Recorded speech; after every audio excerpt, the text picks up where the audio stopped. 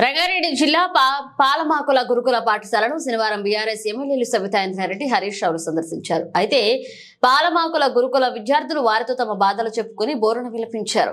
ఈ సందర్భంగా మాజీ మంత్రి హరీష్ రావు మాట్లాడుతూ విద్యార్థుల పరిస్థితి చూస్తే బాధేస్తుందని, విద్యార్థుల కన్నీళ్లు పెట్టుకుంటున్నారని, మీరు వెళ్లిపోయాక మమ్మల్ని మళ్లీ కొడతారు అంటూ భయపడుతున్నారని ఆవేదన వ్యక్తం చేశారు. పిల్లల్లో కర్రలు విరిగిపోయేలా కొడుతున్నారని, అన్నంలో పప్పులో పురుగులు వస్తున్నాయంటే తీసి తినమని కొడుతున్నారని చెప్తున్నారు. పాఠాలు సరిగ్గా చెప్పడం లేదు, గైడ్లు పెట్టుకుని పరీక్ష రాయమని చెప్తున్నారన్నారు. అటు విద్య లేదు, ఇటు సరైన భోజనము లేదు, కనీస సౌకర్యాలు కూడా లేవని చెప్పి విద్యార్థులు బాధపడుతున్నారని, ఒక జత బట్టలు మాత్రమే ఇచ్చారు, రెండవ జత ఇప్పటి వరకు ఇవ్వలేదని, బుక్స్ కూడా ఇవ్వలేదని 6వ తరగతి విద్యార్థులు చెప్తున్నారని ఎమ్మెల్యే హరీష్ రావు తెలిపారు.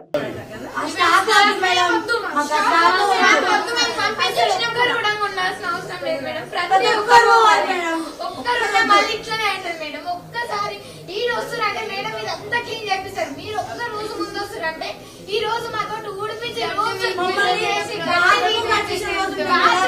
అడిగిపిస్తారు మేడం. ప్రతి ఒక్కటి మాట చేపిస్తారు. ఒక్కటి వాళ్ళు చేసినట్టు ఒక్కటి కూడా లేదు మేడం. ప్రతి ఒక్కటి మాతో చేపిస్తారు. నష్ట ఎట్లా పడితే అట్లా తిడుతుంది, కొడుతుంది, యాక్షన్ చేస్తామంట మేడం. నష్టించాలి మాకు ఇవాళ వస్తే మేము అంటే యాక్షన్ చేస్తామంట. మాకు యాక్షన్ చేయడానికి ఏముంది మేడం, అంటే యాక్షన్ చేస్తామంట. మా పేరెంట్స్ కన్నా మేము నిజ తీసేసి ఆ పిల్లలు అసలు వాళ్ళ కళ్ళల్లో నీళ్లు కారిపోతా ఉన్నాయి, ఏడ్ చేస్తున్నారు, దుఃఖాన్ని ఆపుకోలేకపోతున్నారు. పిల్లలు భయంతో వణికిపోతా ఉన్నారు.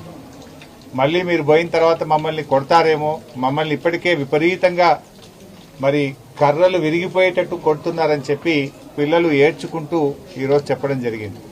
అంటే ఈరోజు నిజంగా ఆ పిల్లల పరిస్థితి చూస్తుంటే మాకు కూడా కళ్ళల్లో నీళ్లు ఆగడం లేదు. అన్నంలో పురుగులు వస్తూ ఉన్నాయి, పప్పులో పురుగులు వస్తూ ఉన్నాయి, సాంబార్ నీళ్లు లాగా ఉన్నది. అసలు పురుగులు వస్తున్నాయి సార్ అంటే పురుగులు తీసేసి తినండి అని మమ్మల్ని కొడతా ఉన్నారని ఆ పిల్లలు తమ బాధను వెలుబుచ్చుతా ఉన్నారు.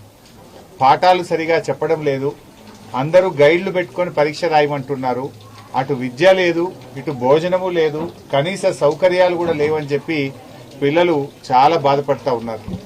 6వ తరగతి పిల్లల్ని అడిగితే ఒక జత బట్టలు మాత్రమే ఇచ్చారు, ఇంకా రెండవ జత బట్టలు రానే లేదు అని చెప్పి 6వ తరగతి పిల్లలు చెప్తా ఉన్నారు.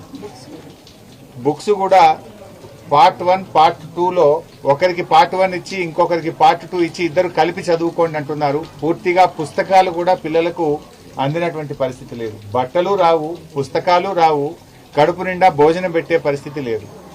ఇలా గతంలో కేసీఆర్ గారు సన్న బియ్యంతో కడుపు నిండా అన్నం పెడితే ఇలా గొడ్డు కారం పెడుతున్నారు. మీరు ప్రతిరోజు కోడిగుడ్డు ఇచ్చే మెనూను పెడితే వారంకు 2 రోజులు మాత్రమే కోడిగుడ్లు ఇస్తున్నారు. అది కూడా ఆ కోడిగుడ్డు కూడా నీళ్లు వాసన వస్తుంది, మేము తినలేకపోతున్నాము అని చెప్పి పిల్లలు చాలా బాధపడుతున్నటువంటి పరిస్థితి ఉంది. అంటే ఈ ప్రభుత్వం వచ్చిన తర్వాత గురుకులాలను, ముఖ్యంగా కస్తూర్బా పాఠశాలల్ని, ఎస్సీ ఎస్టీ బీసీ మైనార్టీ పాఠశాలల్ని నిర్లక్ష్యం చేస్తారు.